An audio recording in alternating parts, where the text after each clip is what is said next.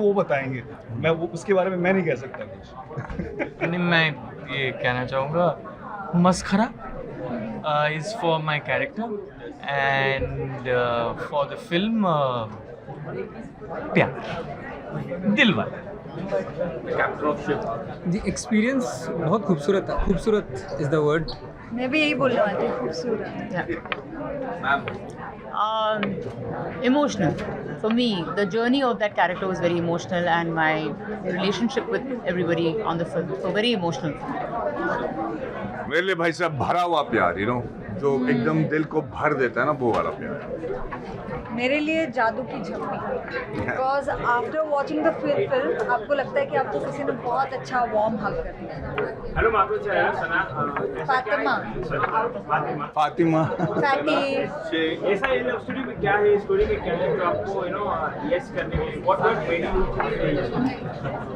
आपसे पूछा जा रहा है।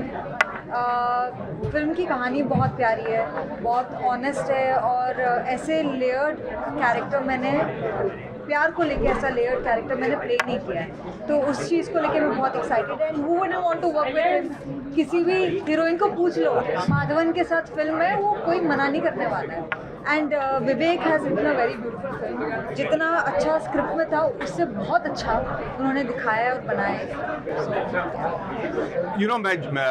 मेरा प्यार का जो सिलसिला है और जर्नी है, वो रहना है तेरे दिल में से शुरू हुआ था। उस वक्त में भी उस उम्र के जो नौजवान है वो जिस तरीके से प्यार और इसका इजहार करते हैं, मैंने वही किया था। और इतने सालों बाद फिर से एक रोमांटिक स्टोरी करना, बीच में जब तन्नू वर्सेस मनु आया था तब भी एक एज अप्रोप्रिएट ही था, पर इसमें मुझे ऐसे लोगों के साथ काम करने का मौका मिला जो एक तो दिल से बहुत ही ज़्यादा खूबसूरत है और बहुत ही नेक है, बहुत ही कला से प्यार करते हैं। तो एक सेट पे जाना जहाँ पे इतना सारा प्यार भरा हुआ है, वो एक एक्टर के लिए बहुत ही बड़ा ब्लेसिंग होता है।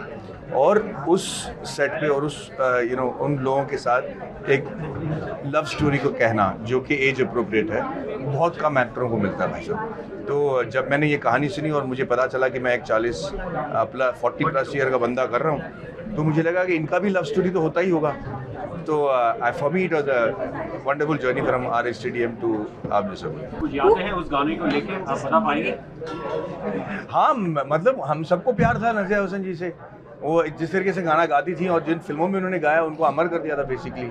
और मतलब हमारा दिल टूट गया था when we realise that she passed away and that much. And उनकी आवाज़ की खासियत ये थी कि आप दूर में किसी स्पीकर से सुन लो, आपको तुरंत पता चल जाएगा कि वो उनकी आवाज़ है। And it was so beautiful, it was so soothing. एक ऐसा ईरा का याद दिलाता है जहाँ पे सब कुछ ठीक ठाक था यार दुनिया में। आपको लगता था कि आपके सपने जो हैं 10 साल बाद साकार हो सकते हैं, आजकल तो लगता है कि 10 मिनट में बिखर जाएंगे। तो वैसे वाले माहौल की मतलब बहुत याद दिलाती है। एक सवाल माधवन जी और फातिमा जी से है, जैसा फिल्म की कहानी है और जो लीडिंग कैरेक्टर है श्री और मनु, इनका सिंगल होना, इसके पीछे क्या संजोग है, माहौल है, इनके विचार है या फिर इंडिविजुअल चॉइस? सब कुछ है, क्योंकि अगर आप सिंगल हो, आप एक रीज़न की वजह से नहीं, तो आपके ओपिनियंस, आपका जिस तरीके से आप प्यार करते हो, वो सब इतना क्लियर होता है कि जब तक आपको कोई एकदम प्यारा नहीं मिले तो तब तक आपको प्यार, मतलब आप प्यार में नहीं पड़ते। मदन जी मुझे ऐड करना चाहेंगे? हाँ, आजकल के ज़माने में हम लोग सब इकट्ठे होते हैं, मतलब सब भीड़ में रहते भी ना बहुत अकेला महसूस करते हैं भाई साहब। रात पे जब तकिए पे अपना सर रखते हो ना, आपको लगता है कि यार हमारे इर्द गिर्द हैं, वो हमारे नज़दीक हैं या नहीं। उस चीज़ को जो है एड्रेस किया है इस फिल्म में कि अकेलापन जो इस दुनिया की सबसे बड़ी बीमारी है, उसका क्या इलाज है। और कभी कभी रिश्तों में रहकर भी आप अकेले होते हो। वही कह रहा हूँ। हाँ, वही। तो आप किस तरह से देख रहे हो उस टाइप का किरदार करना? एंड लोग जब आप जैसा कोई की बात करें तो उसमें इनके साथ मेरी चर्चा हो, बहुत अच्छी बात होगी। डायरेक्शन में आपसे जानना चाहूँगा, कितना डिफिकल्ट है इतने बड़े बड़े जैंक्स को हैंडल करना? ऑब्वियसली एक 3 लाइन स्टोरी लाइन है, कितने खूबसूरती के साथ आपने इसको दोनों को रीच किया एंड किस तरीके से इनको यस बोलने के लिए आपने आपका क्या मतलब इनको यस करना है? पहला नहीं, मेरे को कुछ मशक्क़त नहीं हुई। मतलब सब इतने एक्सपीरियंस और सीनियर और टैलेंटेड एक्टर्स हैं, कनेक्ट बहुत अच्छे से हो गए हम सब लोग, और सबका औचित्य यही था कि यार फिल्म की बेहतरी के लिए क्या होगा। तो अगर किसी का ओपिनियन भी होता था, कोई सुझाव भी होता था, तो उस अहम से नहीं आया कि यार ये मेरा है। तो हम सब साथ में एक काम कर रहे थे, चाहे किसी का भी सुझाव हो, वो फिल्म की बेहतरी के लिए था। तो उस हिसाब से बहुत ही खूबसूरत एक्सपीरियंस रहा। दूसरा क्या था आपका सवाल? इनलाइन स्टोरी है तो कैसे आपने पिच किया, किस तरीके से? पिच नहीं, कहानी भेजी, पूरी बाकायदा स्क्रीन प्ले तैयार था हमारे पास, वो भेजा और दोनों को पसंद आया और हमने शुरू कर दिया सफ़र। Going to see a person standing for themselves. Yeah, So it that's doesn't very well matter said. what gender you are. I think here Yeah. we are talking about an individual Yeah. जिसके of course society औरतों को ज़्यादा question करती है 100%, but यहाँ पे वो चीज़ को हम लोग काफ़ी प्यारे तरीके से और काफ़ी लेयर तरीके से हैंडल कर रहे हैं। ये वैसी प्रीची फिल्म नहीं है कि अरे हम किसी मुद्दे को लेकर आए और हम वो मुद्दे को ही टैकल करेंगे। ये मुद्दे की वाली फिल्म नहीं है। Individual journeys. ये एक जर्नी है और इमोशनल है और लेयर्ड है और बहुत लाइट और प्यारी फिल्म। और सबसे ज़्यादा इम्पोर्टेंट ह्यूमरस है। हाँ Oh, मैं would like to say something add on. who me?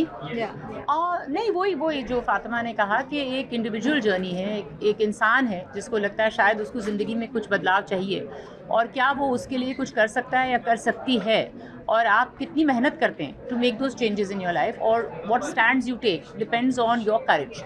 So it's a journey of courage, I think, for all the characters. It takes a lot of guts for everybody to be where they are today. Yeah. Even for them, for him, it's a lot of challenging your own self and your ideas and saying क्या मैं इनको निकल के तोड़ सकता हूँ, क्या मैं कुछ और सोच सकता हूँ या सोच सकती हूँ. You know. रणजोड़ साहब का इस फिल्म के साथ जुड़ना क्या वो मात्र इत्तेफाक है या कहीं ना कहीं ऐसी कहानी उनके जीवन से भी रिलेट करती है? नहीं, उनका ही प्रोडक्शन हाउस है तो उनका जुड़ना तो लाजमी होगा। नहीं, कहानी जैसी है, और रणजोड़ साहब ने भी जो अपने गेवी में कहा जी, नहीं वो प्रोड्यूसर है फिल्म के। नहीं, बट वो भी इस कहानी से रिलेट करते हैं ना, वो भी सिंगल है इस हिसाब से। जी, और वो ही नहीं, ऐसे बहुत सारे व्यक्ति विशेष हैं जो कहीं ना कहीं इस इमोशन से रिलेट कर पाएंगे, इसलिए हमने ये कहानी चुनी क्योंकि इमोशन बहुत रिलेटेबल है और हम सब कहीं ना कहीं अपने जीवन काल में उस स्टेज से गुजरे हैं या गुजर रहे हैं या गुजरने वाले हैं, तो कहीं वो रिलेट कर पाएँ और वो इमोशन हम एक्सप्रेस कर पाएँ। That was the intention. बहुत खूबसूरत, मेरी भी गिनती उन लोगों में कर सकते हैं। Thank you. Thank you.